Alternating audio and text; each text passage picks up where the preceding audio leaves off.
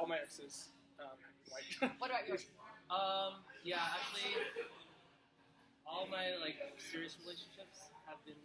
Well, no, there was one. I dated one guy who was half native, half Mexican, and then everybody else has been white. So. White. Everybody I've ever dated has been white. I'm like, oh.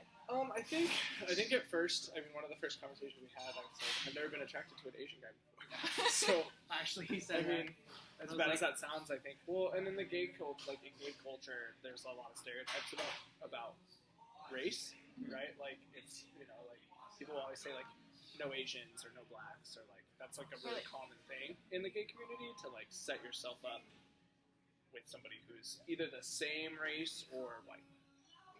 When you're on like a dating app, like a lot of it will say like no fats, no femmes, no Asians. Like people frequently say that. It's just a preference. And actually, I asked someone on one of these dating apps to like go on a date, and he said, "Sorry, I don't go on dates with Asians because they always smell like onions and garlic." Like he straight up said that to me. In Troy, like everybody is white, right? They're like white middle class, typically Christian, typically straight. So I think for me growing up, obviously everything was a little bit different, just because of who I am. And so that was really strange. I mean, I hung out in Moscow a lot. I had a lot of friends from Moscow High School just because the diversity was more there than it is in Troy. Coming out was like devastating for a lot of people. A lot of friendships ended. My principal recommended that I transfer schools to a school that was more diverse. I did not come out until I was in college, actually, like officially. I told a couple of my really close friends like senior year, but for the most part, I tried to keep it under the radar. Mostly because I didn't know how my mom would react in my family. She's from a very traditional Catholic Filipino family, and so having like a gay son would be like, I didn't even want to, like, in my mind I thought it would be devastating for her. It would like ruin her, and she has like given up a lot for me, and sacrificed a lot of her time and money and stuff to like get me from the Philippines to have a better life here in America. And so one of the things I didn't want to do is like let her down, and so I never came out to her. I thought that me being gay would be like letting her down. She's always like throughout my life, she's always been like she's always pushed me for grades, very stereotypical. Yeah. Um, She fits a lot of the stereotypes. Yeah. Of like, I've always been really intimidated by her. She's very quiet and very like stoic, and it's really tough to read her emotionally. So like, when we were telling our families that we were engaged, like we got these huge responses from my mom and dad and his dad, and everybody's really excited. And his mom was just kind of like, she wasn't necessarily like negative. It was just a very like stoic, silent, like, oh, that's great. You know what I mean? And it wasn't quite the response we'd gotten from the other parents. So it was. I mean, it's intimidating. She definitely kind of has that stereotypical Asian mom sort of. Not, I don't want to say coldness, but you know what I mean. It's that she has like a hard exterior. Yeah. She doesn't let people in, and she doesn't really show her emotions. And I think that's another reason why I didn't feel comfortable, approaching her and saying, "Hey, mom, like this is my situation," is because she is that stereotypical Asian mom. Yeah. We're really careful about being affectionate in public. I think in general, just because like even though where we live is a pretty accepting and open place, we're pretty careful about how we act in public with each other. I mean, obviously, we get weird looks all the time. Glares at Winco, glares when we're out to eat. Weird questions from servers like, "Well, is it gonna be 2 checks?" Just weird stuff like that. I mean, like I've definitely seen, like when we went to we've been to the Seattle bars a few times. And I mean, he does get treated differently, and a lot of that, even in a gay club. And I think a lot of that is because he's Asian, and it seems to be weird for people to see a white guy and an Asian guy together, especially. And you would think in a big city it would be a lot more like, oh, whatever. But we get, even in the gay community, sometimes we get weird looks. Yeah. Like, white guy and an Asian guy. There's so many white guys out there. You know what I mean? Yeah. So we definitely still, and that's I don't know. It's so interesting because the idea is like, oh, the gay community is so open and accepting. I'm like, but it's not true at all. I think I've experienced more discrimination and hate in the gay community than I have in the general community. Just for being itself. Asian. Just from being Asian. So. I've seen the weird looks and I've seen the discrimination just for what he looks like. Yeah. You know what I mean? And that's really weird. And have you, I think homosexuality, I think as much as it is, like, I don't think that there's necessarily the ability for me to, like, not be gay, but I do think that a lot of it is nature and nurture. I think it's not just biological. I think it does have to do with the way that you're raised. There's a big stereotype about gay people, too, that gay men typically have either an overbearing mother or an absent father. And that's why they tend to be more attached to like the more feminine parent, and the reverse for the lesbian couples. And I like when I look and I go down my list of gay friends, it fits every single one of us. People, if there was a pill that you could take and be completely heterosexual, it would absolutely have made my life easier growing up, and I would have taken it in a heartbeat. As much as people think it's a choice or this and that, like at least for me personally, it was never an option. I think Yeah, no, people- I mean, I definitely want biological kids. So. But I think when we do have kids, I think it is going to be really important for us to make sure that the kid is like, it is a non-traditional family. You know what I mean? Whether you want to admit it or not, a kid being raised by two dads or two moms, you need to make sure that they're okay. And like, just because you have two dads or two moms doesn't mean that you're different, because it is different. I mean, when you're being raised by a dad who's white and then another dad who's Filipino, I mean, it is different. You're going to school with kids who have a white mom and a dad, or you do have to be careful anytime there's interracial. And then when you add interracial to homosexuality, it's a whole new dimension of like identity crisis for a kid, you know. And like if we have biological kids, obviously they're going to look like him, and they're going to, as they get older, they're going to be like, oh, like we're biological but we're not. Does that mean that we're not that close? Does that, you know what I mean? And we think about that a lot. I think one of my goals is like later on, once they do have kids, is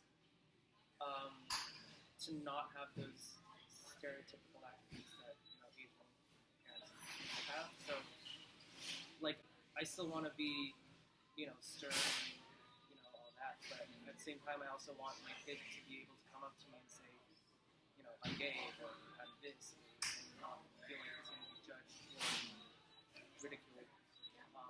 As long as race is an issue in general, I think interracial couples will always be looked at a little bit differently. If you turn on the news, if you watch the news, obviously there's a racial divide in the country, whether you want to believe it or not. I mean, I think that there is less of a racial divide than there was, say, 50 years ago. So, I mean, are we moving? I think we're moving in a progressive direction. I just think it's going to be it's going to continue to be slow. I think the important thing for people like us to realize is, like, you got to give people time to figure it out. You know what I mean? Like, we weren't born, I wasn't a 5-year-old knowing I was gay. It took me time to figure it out and realize it. And I think that racism is so much more prevalent in the gay community than in the straight community, because, like, and I gotta tell you, like I said, I've been guilty of it myself. Everybody I've ever dated prior to him has been white guys, same sort of, like, white middle class, typically from a like Christian background. Absolutely, it's so deep rooted and it's so severe to the point where, like, when you meet people for the first time, they'll be like, "Ooh, I'm sorry, I only date white people." Like, it's why do you think that is? Because I feel like I have no idea. A heterosexual relationship, there's obvious differences. Well, in a gay relationship, are you drawn to somebody that looks like you? Maybe. I mean, a lot of my ex-boyfriends look like we could be cousins or related, but I mean, I've never been happier than I am now with him, so maybe there's something to that if you can get past that weird. And maybe it is somehow, in your genetics that you're just attracted to somebody who looks like you. Maybe, I don't know. But I'm gonna admit, like, even though I have been like discriminated against, I've also done it to other people. Like, I remember this one time, this Middle Eastern guy, like, we were talking, and he's like, and eventually asked if I wanted to, like, go on a date or like go out and have a beer, and I said, sorry, I don't date guys who are dark. I just literally did exactly what I hate the most to this person, and it only takes yourself to stop it. Like, who's white and who's fit and has everything handed to them or whatever. has never been, turned down, so they don't know what it feels like. They don't know Yeah. what kind of like pain that really does bring Yeah. to someone. That's true. So It's a good point. I don't know. We're just normal people, so that's kind of the way that I've always tried to live my life. Is just like we're normal. Yeah. We're just two dudes. I think there's a lot of people in the gay community that are like really scared about the like election and where we're headed and all that stuff. And I think both Jovi and I, like on election night, we were scared, but I'm not scared that my right to get married is going to get taken away at all.